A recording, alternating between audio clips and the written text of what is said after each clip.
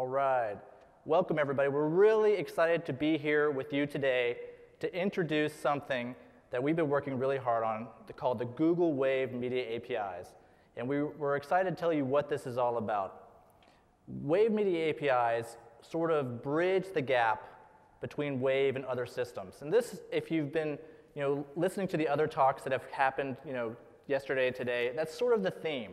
We have federation, we have enterprise talks, we've liberated robots, we've done lots of things, and this is sort of the next step in that process. How do you get rich content into and out of Wave, and how do you manipulate, play, and have fun with that content, all while still staying within Wave? Before we get started, I wanted to navigate everybody to the live Wave for this session. There you can find notes being taken, discussions being had, you can ask questions. We'll also take questions at the end of the session from the microphones here in the audience. So please go there and have fun while you're enjoying the talk. Just a quick recap on what Wave is. I'm sure after 2 days of using Wave throughout Google I/O and a year after we've launched it, it's probably, or hopefully it's clear to you what Wave is really well suited for. And we feel it's best suited for collaboration. Collaboration means many things, and collaboration, you can use collaboration for a number of purposes. Collaborating on and around business, documents, processes, and meetings, in the education space, research projects, different learning sessions, let a teacher or a professor monitor what's going on with the learning of their students. And in the consumer space, you can collaborate on photo albums, party planning, community groups, you name it. Everything that you can collaborate on. What makes Wave especially great is that Wave infuses communication in and around your collaboration. This is what really streamlines it. You can talk about a particular aspect of a document, you can focus in on an aspect of that document, you can also converse about it. And lastly, Wave is live in real time. You don't have to wait to find out what someone thinks about what you're typing. They can see that you're typing right now, they can jump in, and they can interact with you as well. But before I go into rich content, I forgot to introduce myself and my teammates. I'm Seth, and this is Jimin and Phil, and we're all engineers on the Google Wave team. Jimin and Phil will be helping me out a little bit later in this talk, going into deeper detail on how all of these APIs work. In particular, what is rich content? So you know what a wave is, you know how waves work. What is rich content? Rich content is basically any external content from a source outside of Wave. It can be from an external system, from an external application, it can be photos, documents, diagrams, it can be proprietary file formats that your enterprise may have. Whatever it is, that is rich content. With rich content, users expect to be able to do everything they can do with rich content on the desktop. They expect to be able to import it, view it, play it, convert it to various things, apply transformations from one format to another format, publish it to their blog or to their website or their content management system, and synchronize it with other systems they may have. Just to give you a little taste, why don't we do a little demo for you.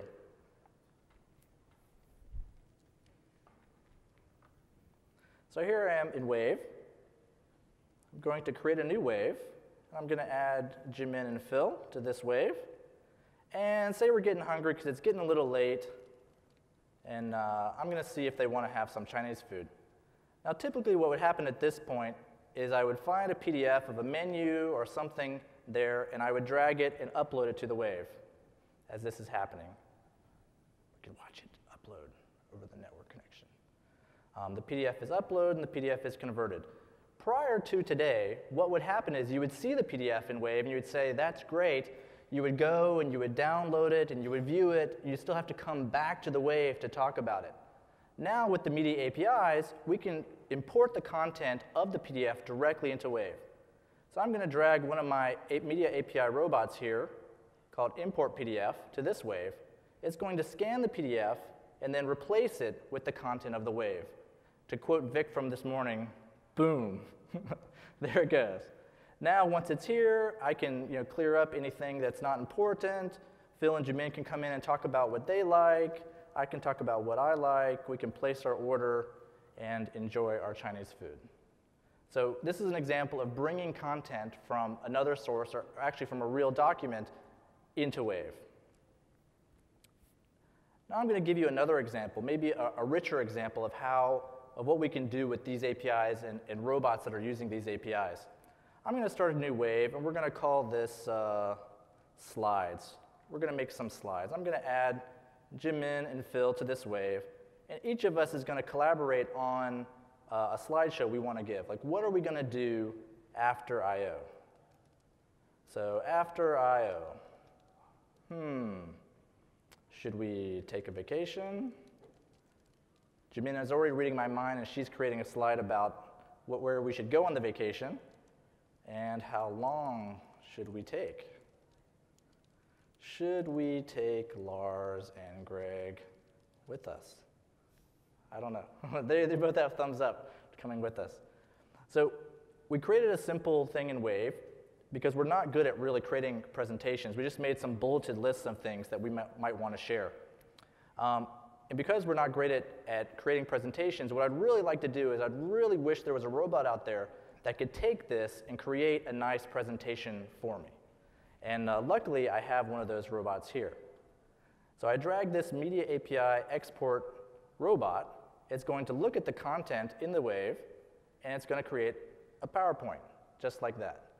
I click on it, and we'll take a look at it.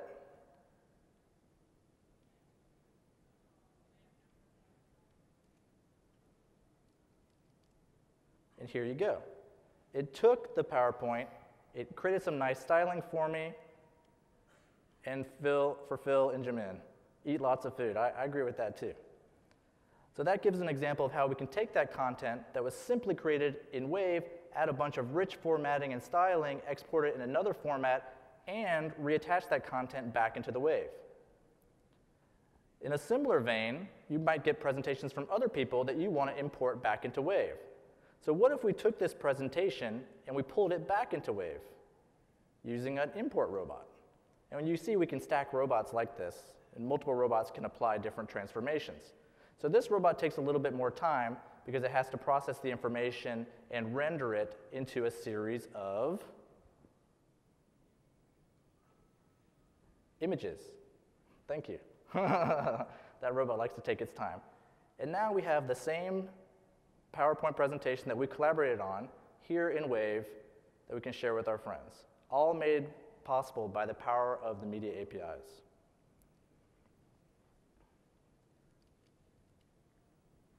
So introducing the Wave Media APIs, what these APIs we're offering, for the first time, give the robot developer full access to attachments. Robots can create, fetch, delete attachments as much as they want, as often as they want, in any way that they want. They have full access to the binary data, so they can manipulate the attachments as well as other things. We also are introducing gadgets and giving gadgets the ability to have access to these same attachments. If you noticed at the beginning when I was playing the soundtrack, at the beginning of the talk, the soundtrack was actually pulling from an MP3 that was loaded into the Wave. The gadget was being used to view the MP3, not hosted somewhere else, but the MP3 that I had dragged and dropped earlier into Wave. So you can view documents, you can manipulate documents, you can play media, all within the gadgets, all within the Wave. And lastly, we're going to show you some extensions on how you can bundle these capabilities into extensions that can be shared with coworkers and the other people working in your work group to get more work done more efficiently. And with that, I'm going to hand it over to Jimin, who's going to tell you in more detail about how the robot APIs work. Thank you, Seth. So what are the Wave Robot Attachment APIs? So those are the APIs that can make Wave Robot create, delete, or update attachments from a blip. With this new functionality, there are a lot more new use cases. For example, Wave Robot can now import attachment content from an attachment into Google Wave. Another example is they can export Wave content out to an attachment, or they can read one attachment and convert it to one type from one type to another type. So first, I'm going to introduce the Read API. So with the attachment Read API, what you can do is you can retrieve attachment information. So you can get the attachment content. There are two ways you can get attachment content. First way is you use the getters for the data to get attachment content. Behind the scene, the getter will first get attachment URL, and then will fetch the URL content, and then will present the content to you. Of course, the second way is you can always do the same by getting the attachment URL and fetch the content yourself. Attachment also have several attributes. Attachment ID is a unique ID assigned to the attachment. Attachment caption is the caption or file name of the attachment. And the attachment URL is a URL that you can use to download the attachment. And of course, the last one is a MIME type, which is an internet media type.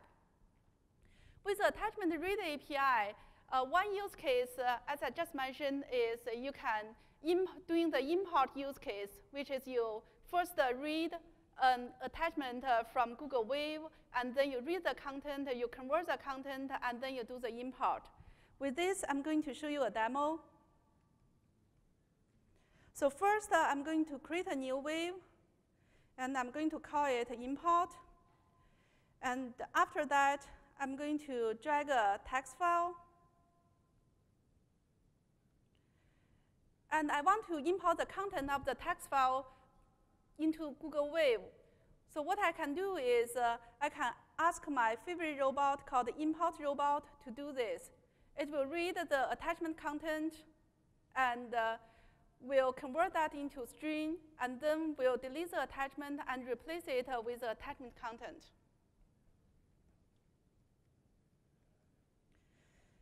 So this is the flow that I just showed you. For import to work, user first need to upload files, and then the robot being added to Wave, and the robot fetch binary data, and the robot converts and inserts the content. And below, you can see the details of the flow.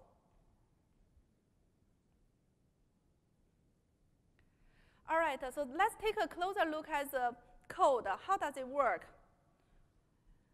So first, I want to make sure that I can read the entire wavelet. So I specify this by using the context equals context all. And then after that, I overwrite one function called onWavelet self-added. This will be triggered whenever I add a robot to this wave. And my robot not only can do the import case, it also can do the export case. To make this happen, I'm using the proxying for. So as you can see, when it's proxying for the import, it is act as an import robot. And when it's proxying for export, it acts as an export robot. So let's take a look at the import function and to see how the robot works to import the text.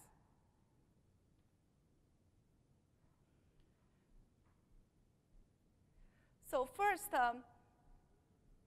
it will get the attachment element. It will get the first attachment element of this blip. And then after that, it will use the attachment get data to get the attachment data. And it will convert the attachment data into string. And then it will use the replace function to replace the attachment with the string. So next, I'm going to talk about attachment write API. With the attachment write API, what you can do, you can create an attachment with caption and attachment data in byte array. You can delete an attachment by removing the corresponding element. Or you can update the attachment by replacing it with a new attachment. One use case for the attachment write API is the export case, where you can create a wave, you put some content into the wave, and you can drag an export robot, and the robot will get all the content from the wave and export it out to some attachment, and then using attachment write API to put the attachment back into Google Wave. So I'm going to give you a demo on that. So this is my import robot that just created this file. Now I'm going to drag my export robot, which will read this content and create a file based on the content.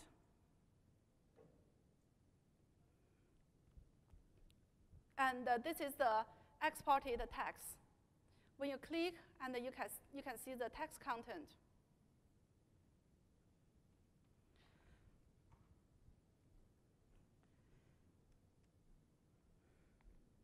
So this is the export flow that I just did. So first, user creates content. After that, user adds robot. And the robot can convert the content. And then robot attach the content. So this is the flow of the export flow. So user will add the robot. And the wheel will send robot add event. Robot will convert the data. And eventually attach the content back to wave. So now you learned like write and read API. And with this write and read API, there's a lot of things you can do. So one demo I want to show you, before I go that far, I probably want to show you the code of the export. So for export code, first, I'm going to iterate over all the blips in the wavelet. And for each blip in the wavelet, I'm going to get the blip content. And then I'm going to append that to a stream builder. So after that, I'm going to create an attachment element. I will specify one parameter, which is caption, and the other parameter, which is data. So I convert the data to the byte array. And after that, I call the append to append the attachment to the reply blip. So with the read and write API, there's a lot you can do. So one example I have is called Origami photo album.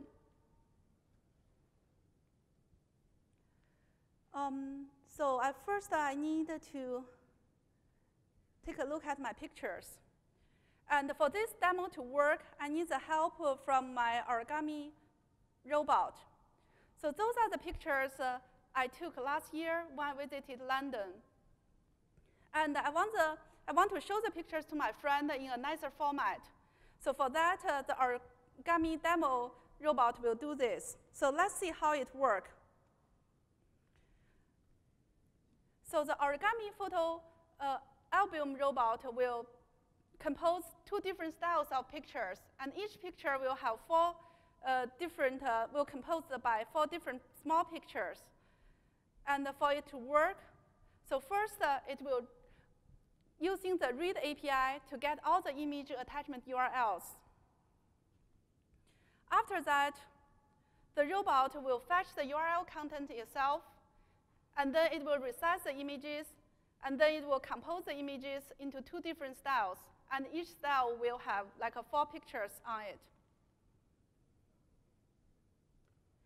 And after that, the last step is it's going to use attachment write API to insert the picture back to the wave. So let's see how it works. So here you go. You have 2 pictures. I'm going to use the attachment slideshow to show this picture. And as you can see, these are the palace and the subway, taxi, and the garden near the palace. And of course, the other picture, you have days of London and nights of London. And I believe this is the X-Man, the 4th installation of the X-Man, which was released last May. And it was on Blu-ray like last October. So the next example I want to show you of using the read and write API is called a bar chart.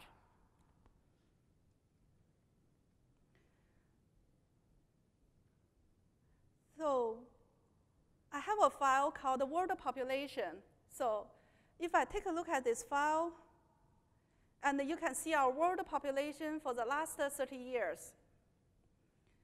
From year 80, we have 4.4 billion people, and right now, last year, we have around like 6.7 billion people.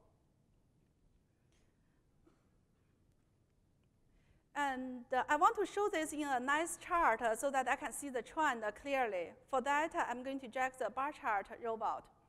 So this robot will using attachment read API to read the file. And after that, it converts the file into some chart and is using the attachment write API to create the chart, to insert the chart back into Wave. And this is the chart. Oops.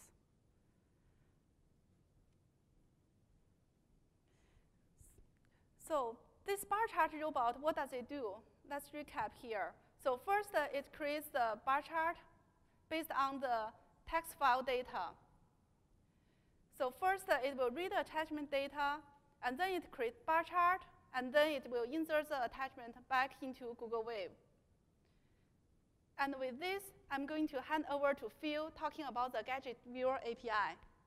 Thank you. So as Seth just showed you, an MP3 player is a viewer, but you could also build viewers for inlining PDFs or spreadsheets. Now I'm going to show you how you would use a viewer as an end user. So first you install the viewer.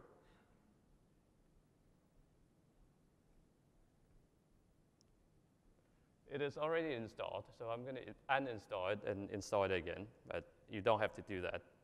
The first time you install a viewer, it would ask you for permission, but this is the second time, so it remembers and it just goes through.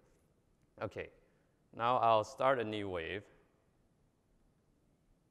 And I'm going to take a text file.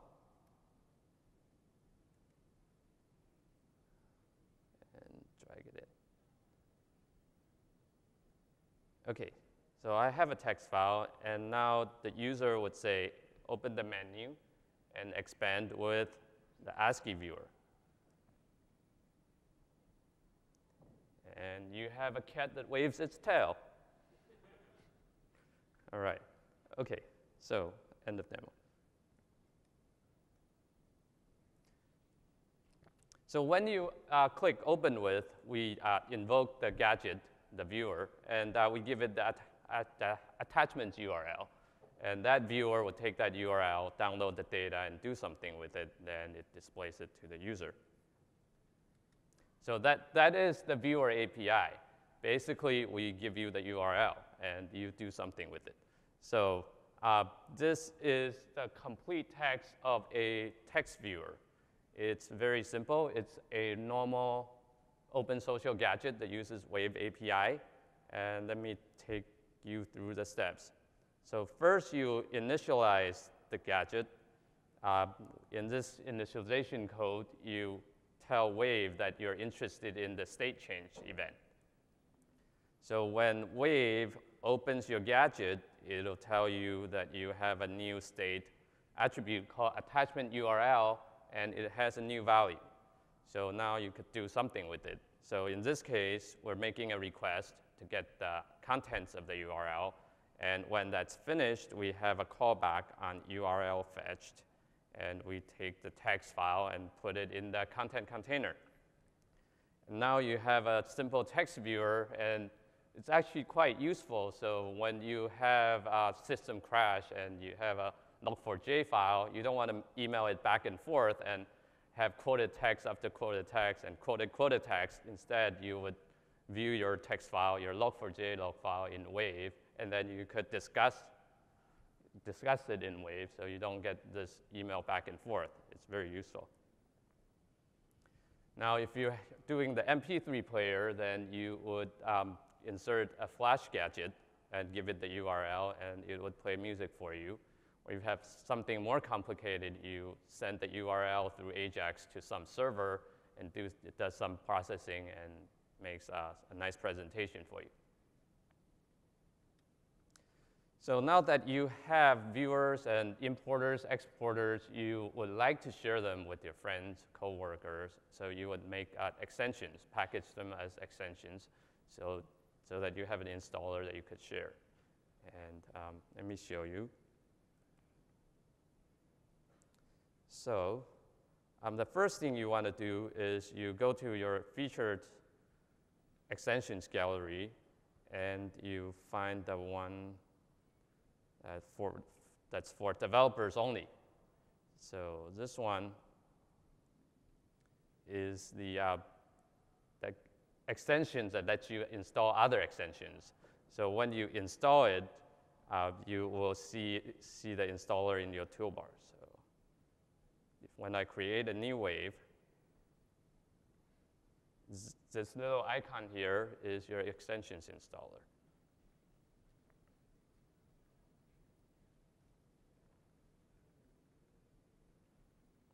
Okay. Oh. Okay, so now it asks me for a manifest. So I'm going to type in the manifest, the address of the manifest.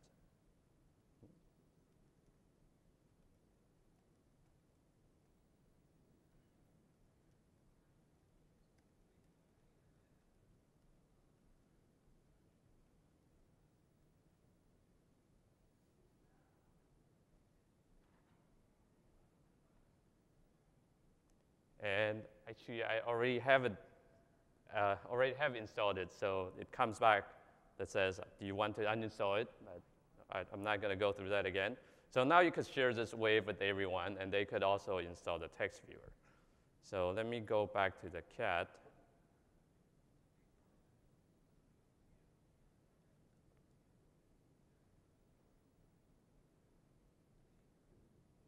And I could open it with the regular text viewer.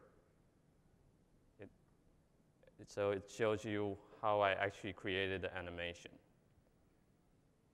And we could go back to the waving cat with the other viewer. Okay.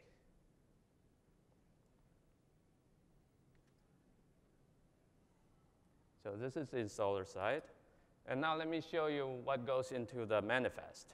So the first half is the viewer manifest. And the important attribute here, the important tag, is the attachment hook. It's a new element we put in our manifest. The attachment hook tells Wave that your extension is going to work with attachments.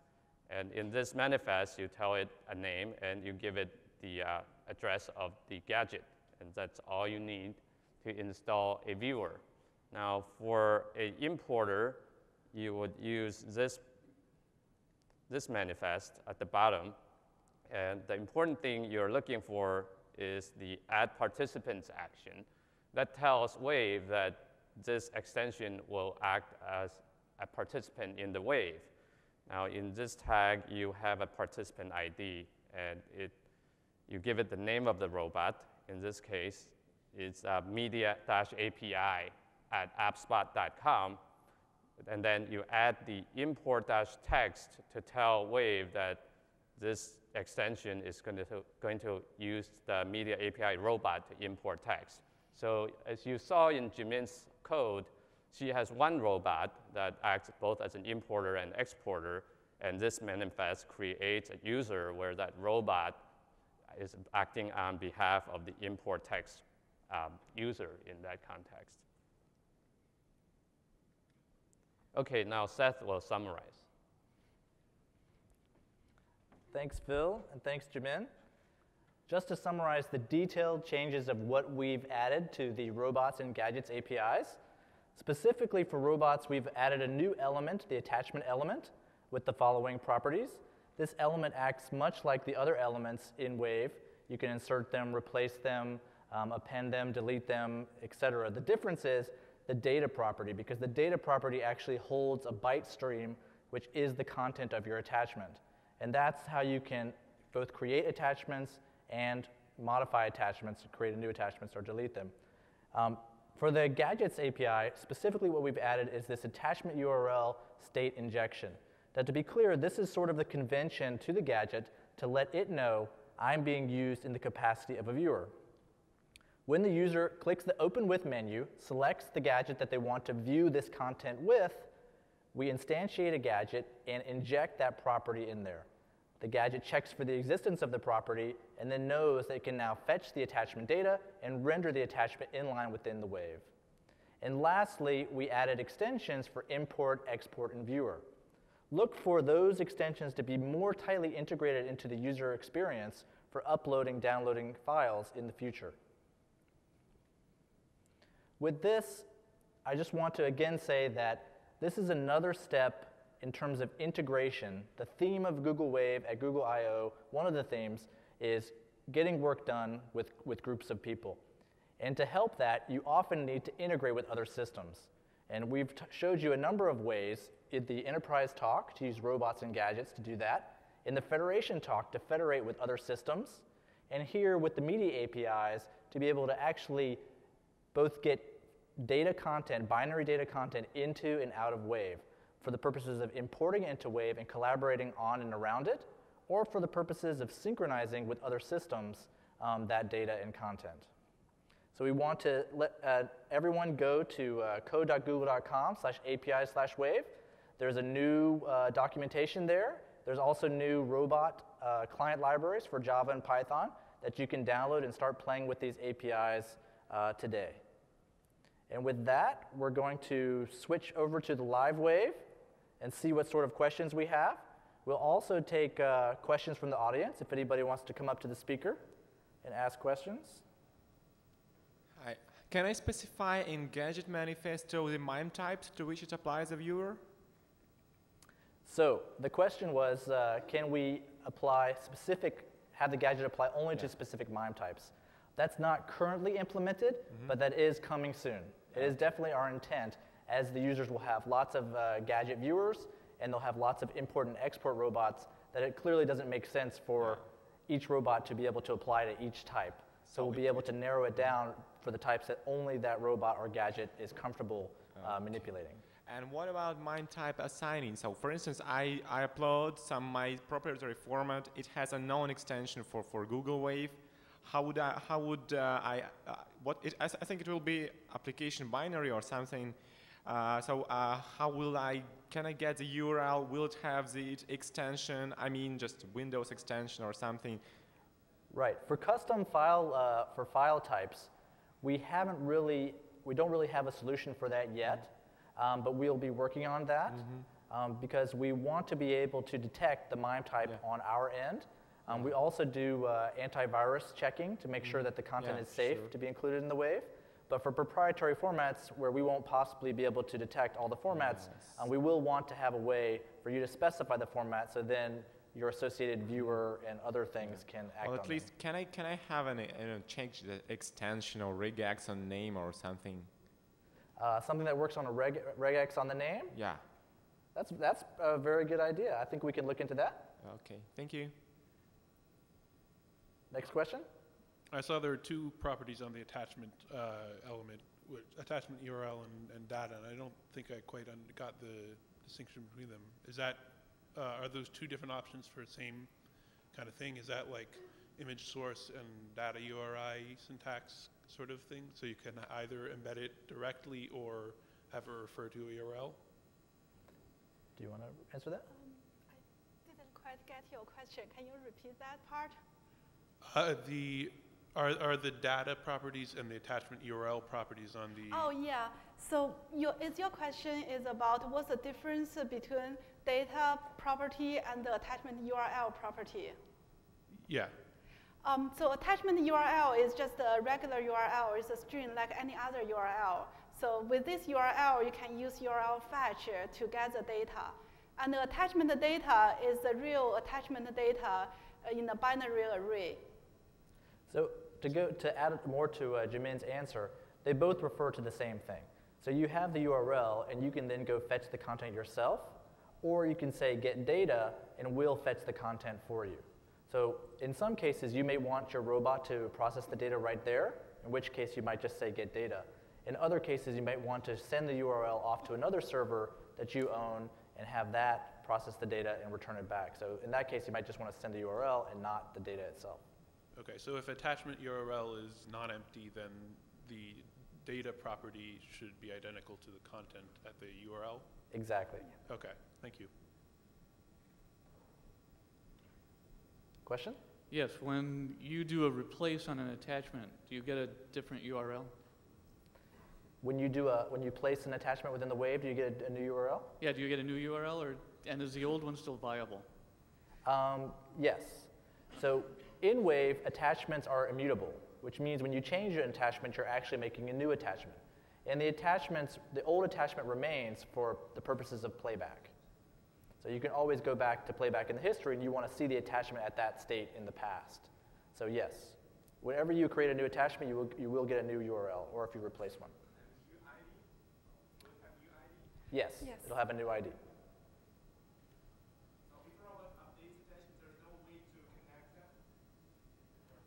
The question again?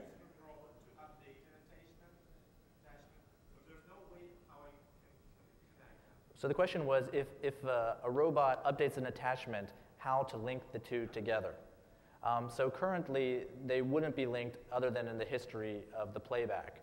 So your robot would have to keep track of the versioning of the attachment IDs itself. Question? If you add more than one attachment files, the attachment URL does attachment URL returns array of URLs? For the robot? I mean, we can add more than one attachment file to. Yes, you can attach as many attachments as you like. Yeah. So, but the key for attachment is just attachment URL. The key is the attachment ID defined or by the attachment URL, yes. So how should I handle more than one attachment files? So the question was how to add more than one attachment. So in the API example that Jimin showed, you can create a new attachment element, and then you can insert it anywhere within the wave.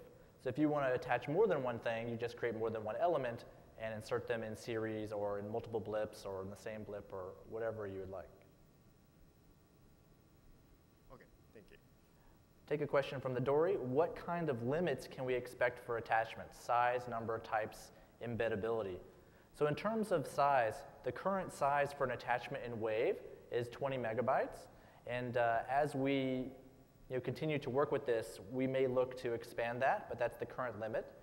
In terms of number, you can add as many attachments as you like until you fill a user's quota. We do attachment duplication detection on the back end. So if you attach the same attachment multiple times in separate waves, that won't be charged against your quota. But eventually, you will run out of quota if you attach a large number of objects. In terms of types, as we've said before, you can attach literally any type at all. Embeddability, I'm not quite sure what that means, but the attachments can be embedded in the wave so you can see them. And of course, with the viewers, you can actually view them as embedded objects within the wave. I guess that answers that question. Audience question? Yes, since waves are essentially XML documents, right? So is the data base 64 encoded, or how exactly is that included there? So data in Wave is XML.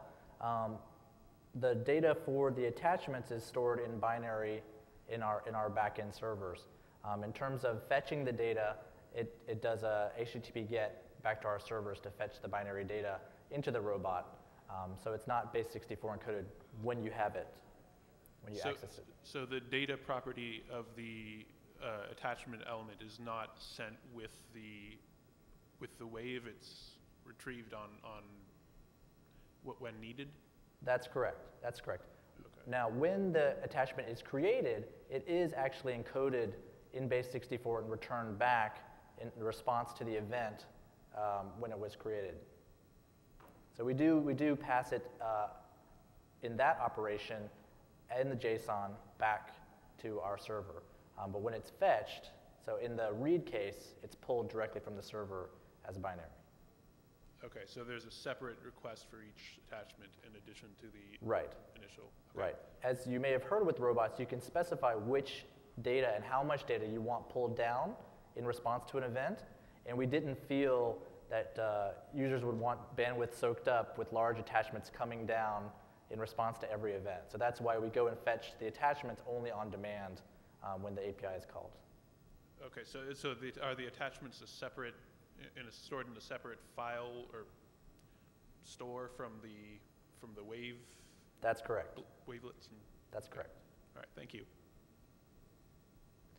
And there's one more question here on the Dory, on the moderator, which is, can we use the in-browser data store for large media files? So we do use the in-browser data store. We currently use Gears to buffer some of the files as they're being uploaded. We're not currently using the data store for files that are downloaded, but it's something that we've talked about, and also we're looking at HTML5 to be able to cache more of those files on the client to improve performance of paging and looking at large numbers of images and attachments and things like that. Are there any more questions? Well, with that, we want to thank everyone for staying for our talk. We really appreciate it. We hope you all try out these APIs and make some really great and exciting things. Thank you very much.